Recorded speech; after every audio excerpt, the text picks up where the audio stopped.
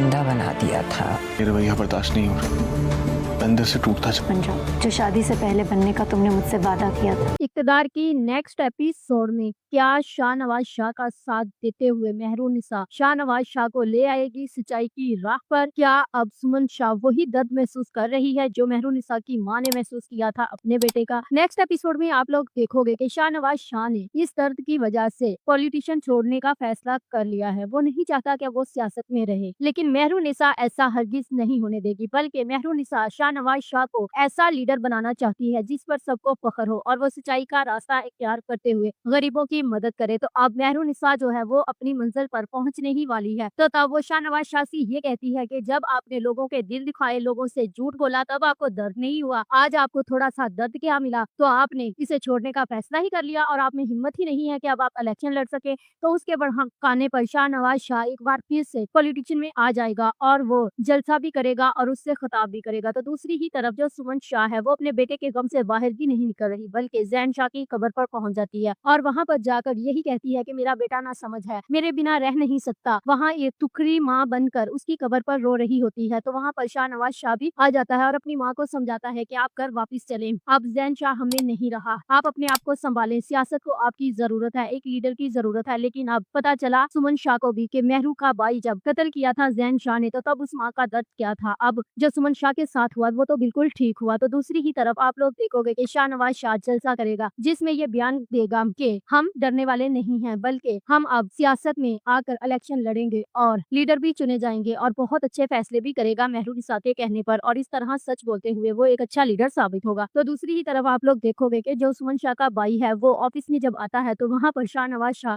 یہ کہتا ہے کہ اب میں بھی اس قاتل کو ڈھونڈ کر اس طرح ہی تڑپا کر ماروں گا جس نے میرے بھائی کو قتل کیا ہے۔ تو وہاں پر اس کے ماموں کا جو چہرہ ہے وہ دیکھنے والا ہوتا ہے۔ اس سے صاف پتا چل رہا ہوتا ہے کہ اصل میں اس کو قتل کرنے کے پیچھے اس کے ماموں کا ہی ہاتھ ہے، اور یہ بات میں نے آپ لوگوں کو پہلے ہی بتا دی تھی کہ اس کے ماموں کا ہی ہاتھ ہے۔ تو اب بہت جلدی اس کہانی کا اینڈ بھی ہونے ہی والا ہے اور عروج کو رافع سے طلاق مل جائے گی اور مہرونسا اور شاہ نواز پارٹی کے لیڈر منتخب کیے جائیں گے۔ If you like this video, subscribe my channel, press the bell icon for more updates.